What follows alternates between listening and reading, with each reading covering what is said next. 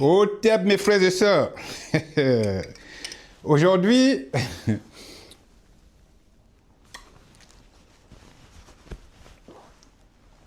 je vais applaudir notre sœur Noran Foster, la députée, la belle députée camerounaise. Je vais l'applaudir, mais pas pour les mêmes raisons que vous. Mes frères et sœurs, il n'est jamais trop tard pour bien faire. Voici ce qu'on attend d'une députée. Elle prend ses responsabilités et elle dénonce. Ce qui me plaît dans l'intervention de Noran Foster, c'est qu'elle accentue sur la jeunesse. Ça, c'est bien ça. Ça veut dire que, vous savez, ici ou ailleurs, dans le monde entier, la jeunesse est importante. C'est pour ça qu'il y a des dispositifs pour les mineurs. Donc, quand vous avez affaire, par exemple, à la justice en France, on ne traite pas les mineurs de la même manière qu'on traite les majeurs. C'est exactement ce qu'a fait notre sœur. Elle a demandé de libérer Bidou Nissak, que la jeunesse camerounaise réclame. Là où elle a cartonné, c'est qu'à ce jour, aucun jeune Camerounais n'a contredit cette revendication. Ça veut dire tout simplement que vous soyez du RDPC ou du n'importe quel parti, vous êtes d'accord qu'il ne faut pas enfermer Bidou Nissak. Du coup, il faudrait le libérer au nom de la jeunesse camerounaise. C'est ça qui m'a plu. Je ne sais pas où elle a trouvé ça, mais je ne la connaissais pas très bien. Je trouve que c'est une forme d'intelligence. Elle aurait pu dire libérer tous les membres du MRC. On aurait dit, oh là, ça veut dire quoi ça et tout ça. Non, elle a dit de libérer la jeunesse. Elle a bien raison. C'est pour cette raison que je vous demande d'applaudir notre sœur Noran Foster. Bravo ma sœur. Voilà. Tu as fait ce que l'on attend d'une députée. Le reste, on dit le concret par le concret. Vous allez me dire ce que des paroles. Ce ne sont pas les paroles qui sont concrètes. Là, c'est l'acte qui est concret. Elle a un acte concret. Le fait de le dire, c'est un acte. Vous voyez pourquoi on parle de concret? Le concret, ce n'est pas qu'elle est allée elle-même à la prison pour sortir Bidou Nissak. Non, elle a dit en tant que personnalité camerounaise, en tant que députée, libérer la jeunesse camerounaise. Voilà ce que nous dit Noran Foster. Ça, c'est la première chose. D'autres choses en termes d'image. Noran Foster, c'est la plus belle députée qui existe en Afrique. De plus, elle est photogénique. Elle a des très belles photos. J'aurais bien voulu faire des photos avec elle si elle était en France. Elle a une belle image. Elle présente bien. Et je trouve qu'elle est intelligente d'avoir dit de libérer la jeunesse. Maintenant, mes frères et sœurs, on va passer à autre chose. On va passer sur le duo des intellectuels, Monsieur Moïse Timtouan versus Onagini. Vous savez, mes frères et sœurs, je vous ai déjà parlé de la nature inférieure. Je vous ai dit qu'à un moment donné, quand la nature inférieure fait effet sur vous, vous confondez les œuvres de votre nature inférieure à vos propres émanations. C'est-à-dire, ce qu'elle fait, vous croyez que c'est vous qui le faites. Mais ce n'est plus vous. Parce que vous vous êtes laissé infecter par votre nature inférieure. Et souvent, je vous en parle dans la spiritualité. Mes frères et sœurs, on va faire simple pour que vous compreniez. Moïse Timtouan est un intellectuel hors vol, c'est-à-dire de la lignée de Maurice Kamto.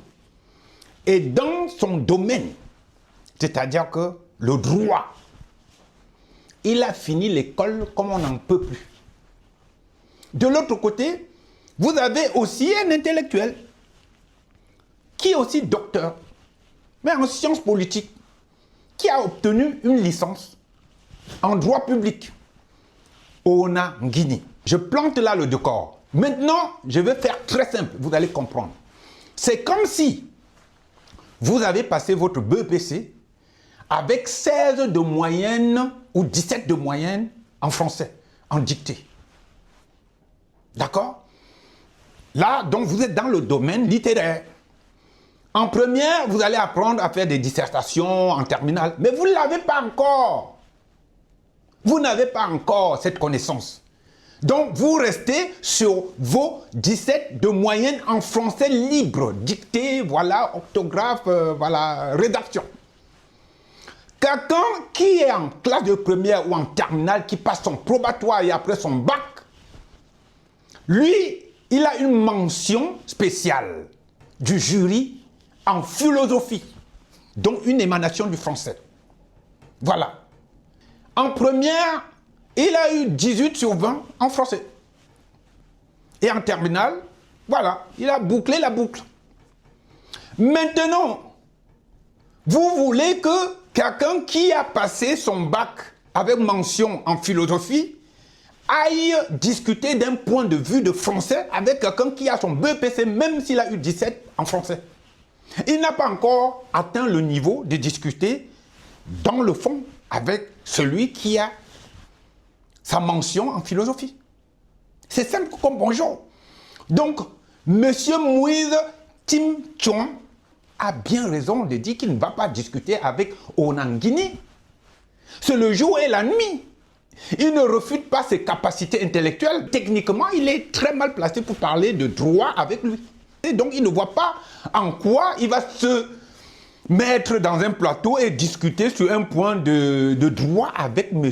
Onangini qui n'a pas le niveau. Donc, au Cameroun, je ne comprends pas comment vous êtes toujours à l'envers. Oui, oui, il fuit le débat. La meilleure manière de prouver ce qu'il sait, c'est d'aller débattre avec Onangini. Mais non. Non, non, non, non, non, non. Il n'a pas à le faire.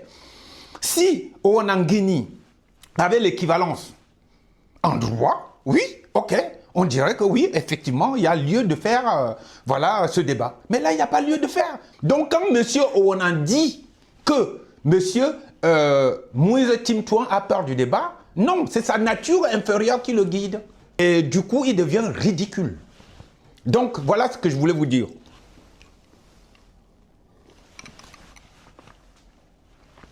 Octobre, c'est dans bientôt 3 mois et demi ou 4 mois.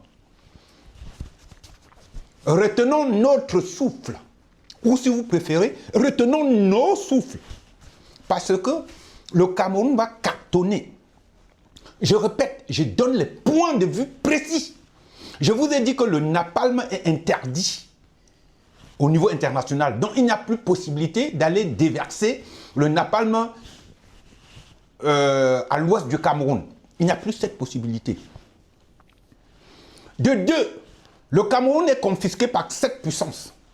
Donc, il va falloir que les 7 puissances se mettent d'accord pour éradiquer quoi que ce soit. Et c'est impossible. De trois, vu la situation mondiale en ce moment, les Occidentaux ont d'autres chats à fouetter que de venir imposer avec outrance dans les prochaines élections au Cameroun. Donc du coup, ça revient à ce que je vous ai dit. Soit il y a les élections libres, nettes, claires, soit c'est le nouveau Rwanda au Cameroun. Il n'y a pas d'autre issue. Si vous en voyez, dites-moi. Parce que la jeunesse camerounaise que je vois là, elle est debout. Et pas n'importe quelle jeunesse. Des intellectuels, des personnes aussi physiquement qui répondent, qui parlent bien, qui sont des orateurs hors pair, qui sont en train de défendre leur pays. Et vous croyez qu'on va laisser ce pays-là entre les mains des vampires et des sataniques, avec tout ce qu'on voit tous les jours à la télé, de leur pratique, de ce qu'ils faisaient? Allez voir, allez écouter le commissaire Ebene, ce qu'il dit. Allez écouter Roméo Dika, ce qu'il dit. C'est inhumain. On ne peut donc pas vivre au Cameroun comme ça, à perpétuité. C'est pas possible. Donc en octobre, notre pays va changer. C'est ce que je voulais vous le dire aujourd'hui. Au tep, mes frères et sœurs, c'était Black Jack le Groove.